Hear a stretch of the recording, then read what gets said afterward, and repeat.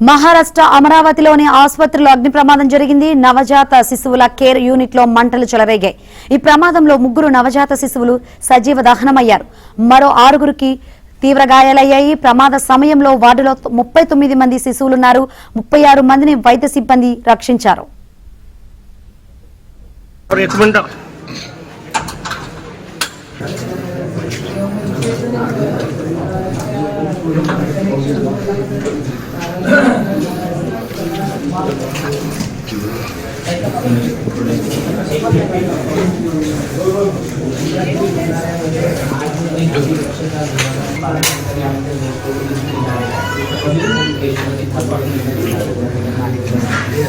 कोणाचं लेकरू असेल याच्यामध्ये अशा घटना घडतात.